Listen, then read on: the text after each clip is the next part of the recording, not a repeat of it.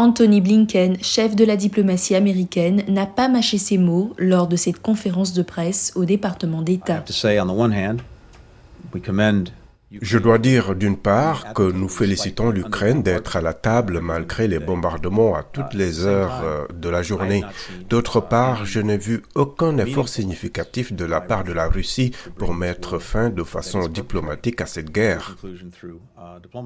Le président ukrainien Volodymyr Zelensky a exposé ses priorités pour les pourparlers dans une vidéo publiée jeudi. Les négociations sont en cours, des négociations pour le bien de l'Ukraine. Mes priorités dans les négociations sont absolument claires. La fin de la guerre, les garanties de sécurité, la souveraineté, la restauration de l'intégrité territoriale. Zelensky a déclaré que jusqu'à présent, Moscou avait subi des pertes sur le champ de bataille plus lourdes que celles des campagnes précédentes en Syrie et en Tchétchénie, ou même en Afghanistan pendant l'époque soviétique.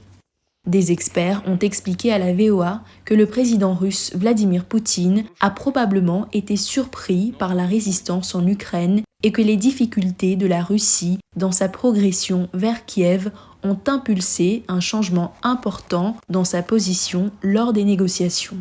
Certains experts préviennent tout de même qu'il n'y a aucune preuve que Poutine envisage sérieusement de négocier avec l'Ukraine. D'autres analystes disent qu'il est possible que Poutine soit isolé et qu'il ne soit pas au fait des réalités sur le terrain. Le ministre russe des Affaires étrangères, Sergei Lavrov, s'est exprimé sur de possibles pourparlers entre Zelensky et Poutine. Il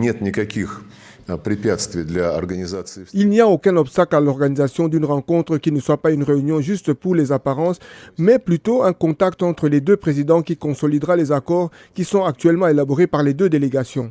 Elles ont déjà eu 3 rencontres en Biélorussie et maintenant elles travaillent en vidéoconférence. Alors que les pourparlers se poursuivent entre les deux États, les funérailles de soldats continuent en Ukraine.